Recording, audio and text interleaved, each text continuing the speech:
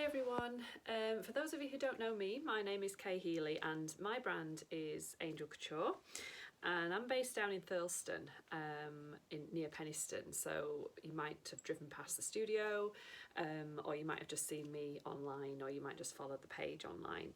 So this is my workroom. This is where all the magic happens. So I'm just going to, I did a post a couple of days ago and I promised that I would do a little video about the difference between a couture dress and a custom made dress, or a dress that you buy from a bridal shop that states it's custom made. And I just want to sort of, do a little video to explain the difference between the two. Because during lockdown we've increased our alterations during lockdown, because obviously everything else has been cancelled, weddings have been postponed. So to sort of fill our time and to fill our production room, we've taken on a lot more alterations than what we normally would. And we've been getting a lot of questions from brides that have been saying, I'm not sure why I need to have alterations done because my dress was made to measure. And I just want to sort of just clarify a few of those questions that we get asked regularly on this little video here. So basically, when girls go and order a dress from a shop, you go into the lovely bridal boutique, you have rails and rails and rails of samples that are available to either buy off the rail, or most likely you will have a new dress ordered. And when that new dress is ordered, you will get measured. So you'll have usually the bust, the waist and the hips will be measured, and sometimes the body length will be measured as well. And this is described as custom made. So the difference between custom made and couture, there's actually they're worlds apart. They're very, very different. So the term couture, it comes from France, and it's kind of floated around. For those of you who don't really know what couture means, it's kind of, you just heard that word floating around. It's usually said in a sentence that includes haute couture. So if you think of like the top designers like Dior, Chanel, Valentino, they're classed as haute couturists. So they are the powerhouse of fashion, basically. But couture, I'm not comparing myself to any of those designers by any stretch of the imagination. I'm just Kay from Penistone. But I do consider myself a couture designer, because the couture means a dress or a garment that is made specifically with body measurements, and it's made as a bespoke product. So when something is couture, it means that it is made for that specific person using their specific measurements, and it is made to fit them. So that is couture. Custom made is, like I say, when you go to a bridal shop and you have a dress and you buy a dress from off the rail, and they take your bust, your waist and your hips, what that actually is just what they call a standard size. So you will probably sort of come against something like this, which is a standard size chart, which everybody has a standard size chart when they buy dresses from a designer brand. So when you go to the shops, the shops will stock a certain designer, and those shops will have a custom size chart from that designer to work to. So when you have your dress measured, they take the bust, the waist and the hip, and they compare it to the standard size chart.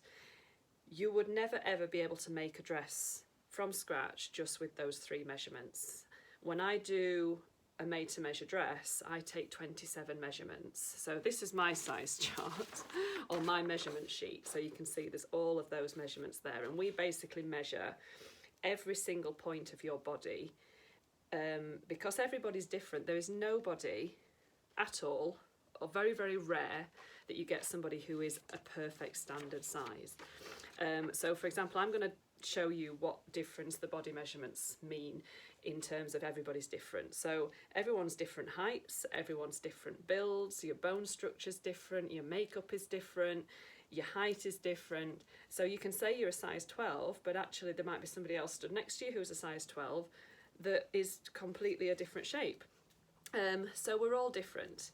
So I'm just going to sort of clarify that a little bit by doing a little bit of a measurement experiment. So I've got a standard size chart here from one of my evening wear suppliers, which is a very, very good company. It's a European size chart, but they also do the UK sizes as well.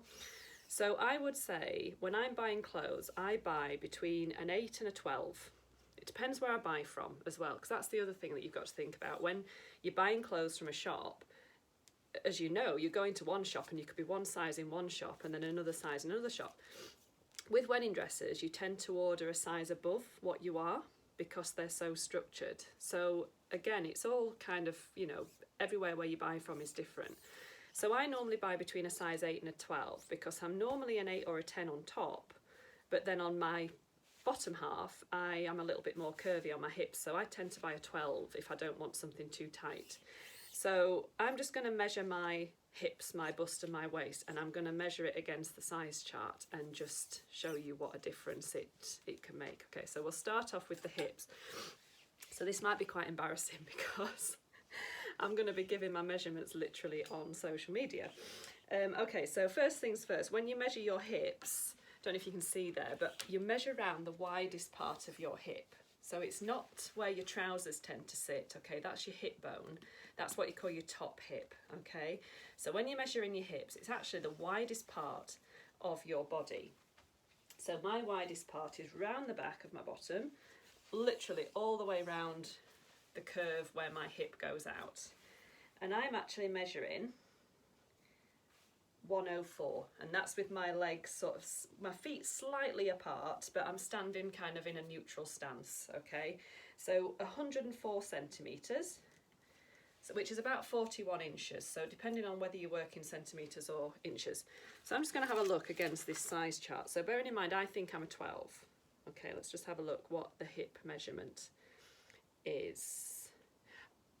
I actually measure a 14, believe it or not, on here.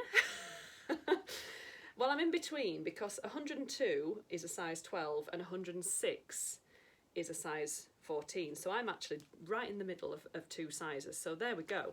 All right, that's the example right there. Okay, let's measure the waist. If I can get my tape measure the right way around. So the waist is the thinnest part of the body. So it usually sits right under the rib cage. So my waist measures, let's check I've got that right, there we go.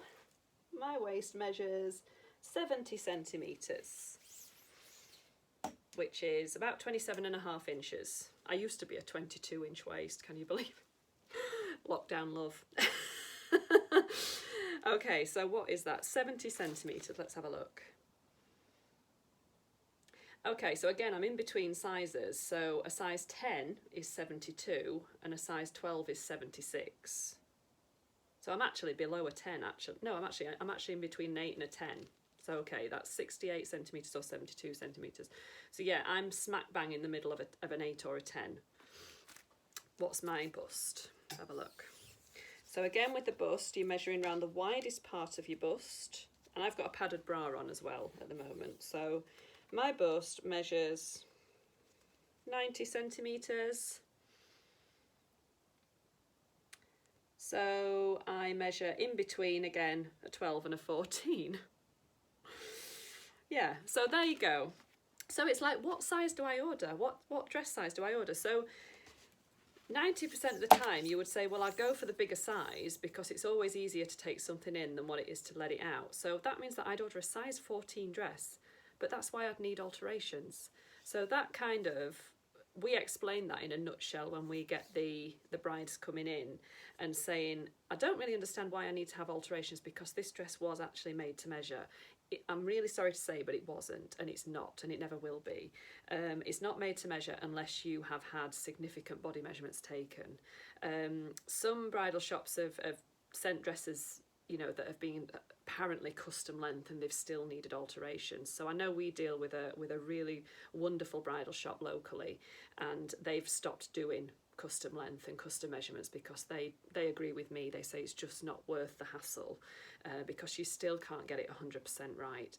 To be able to make a custom dress with somebody, you need to have a series of fittings to get that perfect fit. When I make a dress for somebody, they come for at least 4 fittings and they see that dress transform, and it's tweaked all the time. So that is the difference basically between couture and custom made. So I hope that's been helpful. And I'm going to be posting a few more little videos like this over the next coming weeks. I'm going to be doing a little bit more blogging because I've found on social media that I get really a lot of interest when I post things that are kind of behind the scenes of what we do here. So I'm going to be doing a little bit more of that over the next few weeks. So if you've got any topics or any questions or anything in particular that you want me to cover, please drop a comment or DM me or something, just to give me an idea of what kind of thing that you want to talk about, and I'll see if I can include it. So I hope you've enjoyed listening to me today and seeing my measurements, and I will see you very soon on hopefully another video that you'll find helpful. Okay, have a good day everybody. Bye.